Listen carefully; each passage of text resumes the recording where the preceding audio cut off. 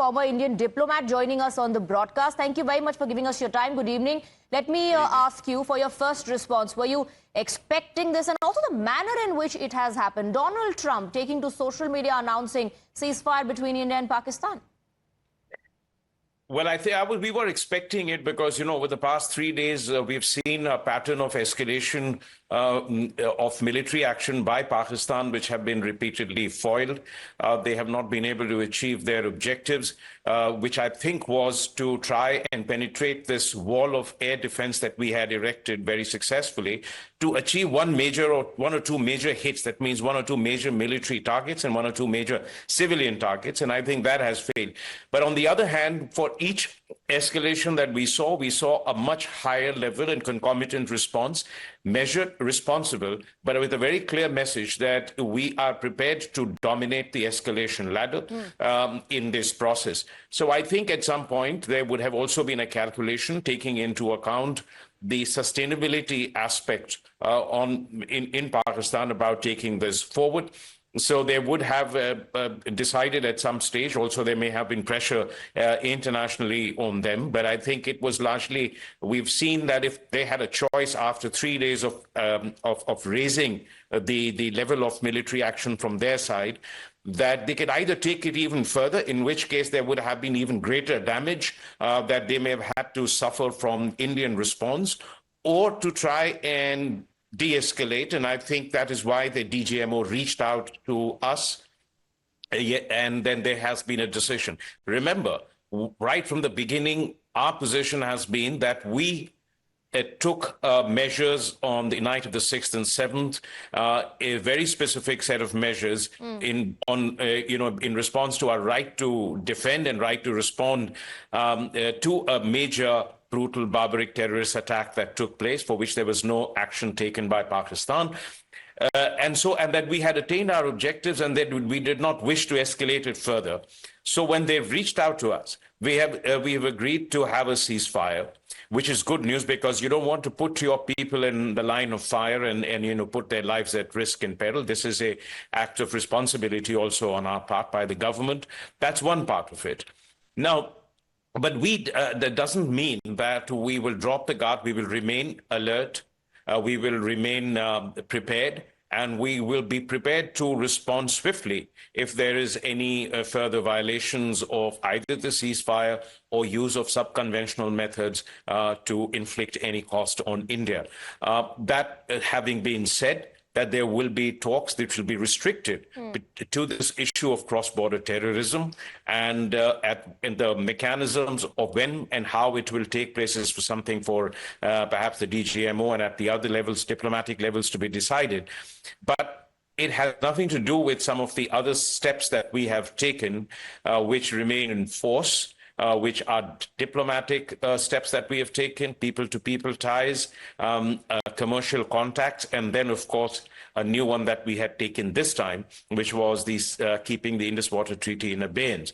Those we will continue to hold. How this then evolves in the future, what we see in terms of Pakistan's actions with regards to cross-border terrorism in India, will be a decisive factor in the way we move forward. But remember what we have also said this today, which should have been an indicator of things to come, which is that any future act of terrorism will be seen as an act of war, which is a big statement to make, which is a sign that we are prepared to have a unanticipated, unwar-gamed military response, specifically targeted terrorism, if we see future similar. Mr. Ashraf, what about America's role? Because first Donald Trump put out a post, and then it was reposted by J.D. Vance. Then you had Mr. Rubio put out a statement. So America is projecting itself as the truce maker, the peacemaker. But according to sources, it has happened bilaterally, is what we're given to understand. Also, in that announcement by the Foreign Secretary, there was no mention of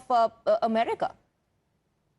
Well, over the past few days, you've seen that, our External Affairs Minister has repeatedly put out on the social media that he has been speaking to different counterparts across the world. But that's a normal thing when an event of this nature is taking place, when a military action of this scale is taking place. I mean, leaders call, we speak to them. They sometimes offer their good offices, but you've also heard that being said before by the United States, by President Trump and others, that I hope they can work this out among themselves. You heard Vice President J.D. Vance also say that, it's not something we have to get directly involved with. And eventually, it is always for the two parties involved to take that decision. I mean, and I think any number of conversations that we may have had or Pakistan may have had with others have no bearing on what will actually happen between two parties. They are the ones who decide. And I think what you're hearing from your sources is perhaps correct. And I mean, and if as a result of their conversations, the United States, President Trump and others feel that they may have contributed to it, I mean, that's their judgment, that's their call. But I think we've been very clear about this being essentially a conversation between the two DGMOs. Pakistan's DGMO reached out, we've had a conversation, and then we've agreed to a ceasefire, and they are the ones who are going to work out the mechanisms. Absolutely. Now, there are many who are revisiting history, revisiting the past, saying this has happened in the past as well. The ceasefire or this sort of an arrangement only gives time to the terror groups to come together again. This time around, of course, India had an edge. It was dominating. And will this benefit us in the long run? This is something we'll have to very carefully watch for. So, you see, I want to say why some things were different this time. In the past, we've had attacks 1999, 2001, Kalachak 2002, 2008, 16, and then 19. We have seen that, there's a lull and then there is a repeat in terrorism. This time, there has been a change in the pattern of our response to an attack. And in a sense, we have proactively taken control of the levers of post-attack developments that take place. And in a sense, we have been able also to preempt, that's my view, of any intervention on the part of the international community to try and prevent any military response or any punitive steps taken by India. By allowing Pakistan to take certain cosmetic steps, and then this ends at that point of time till things regroup. So I think we are in a state we'll always remain in a state of alert. We have demonstrated that we can go beyond the anticipated playbook. We do this with a great sense of responsibility. I don't think, and as that we are some sort of a reckless, adventurous country trying to engage in war. We set that right in the day one that we have achieved our objectives and we have no desire to escalate. And I think that's a position. But if there is a military retaliation, then we will take concomitant steps, again, with a sense of responsibility and in a measured manner. That was the clear message that this sent. And if there is a continuing action or further terrorism from India, there will be similar kind of a response. Let's be very clear about it. Each incident also gives us some lessons. We are also able to improve our capacity to respond. I mean, we will draw a lot of lessons also from this. And I think our ability to predict, prevent, and preempt terrorist attacks will certainly improve, and we will keep a much closer eye on what is happening, and that we will test the commitment and the intentions of Pakistan by what we see on the ground. That will be the key determinant of the way this relationship evolves going forward. Absolutely. So I think we will be alert, we will be prepared, and we will be ready to respond if there is a need, even as we engage with them on the issue of a permanent end to cross-border terrorism. And India has made it absolutely clear what India said today, and this is what we were reporting as well, that any act of terror in future would be equal to an act of war. So we've made our stand very clear. There are many who are saying that, perhaps this is a win-win for Pakistan because, one, Pakistan got money from IMF once again. Two, this ceasefire is good for Pakistan. We had absolute dominance. Many also saying that the world community now needs to be extremely serious in should we allow this sort of a funding and this kind of an arrangement or help to Pakistan? Should it continue? Well, I think that's not really for us to decide. Remember, a decision either in the World Bank or the IMF is taken by the executive board. That there is a shareholding pattern. United States has 16% vote. Let's say take IMF yesterday, 16%. Europe has 23%. UK has 4%. China has 6% around that. Japan has about 6% vote. So there is a voting pattern. I mean, there's a shareholding pattern based on the contributions they've made. And it is not that the IMF is taking this decision or the World Bank is taking this decision. It is a decision that is being taken by the representatives of countries who are sitting on the executive board. And their vote is a function, not is a one person, one vote, is a function of their financial contribution. So we have to work on two things. And one of them, of course, is that we have to continue to work in the national capitals of the key countries that have significant vote in the IMF.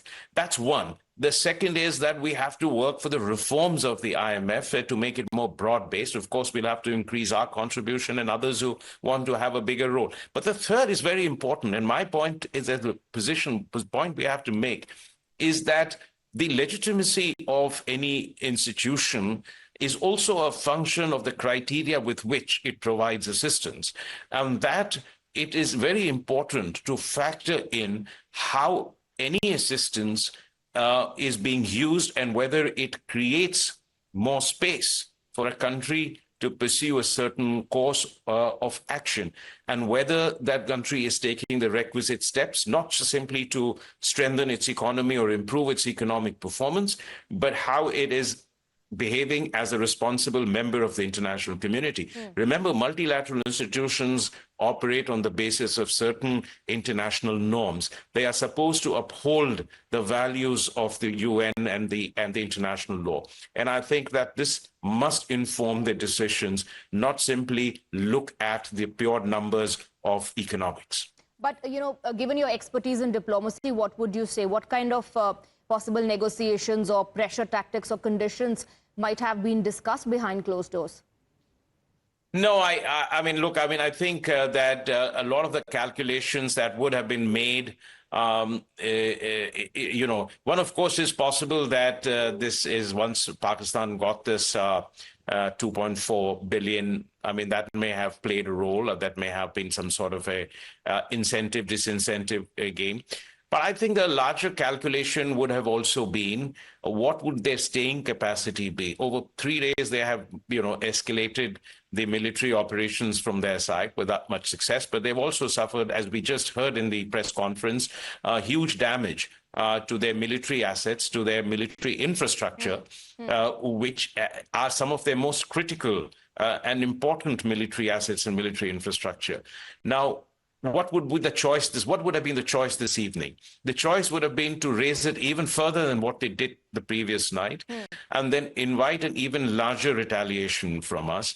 And then this spiral could then have extended into other domains, and where, for example, it would have extended to the sea, where we have overwhelming dominance on sea, or it would have extended to the ground, where it would have inflicted huge damage also.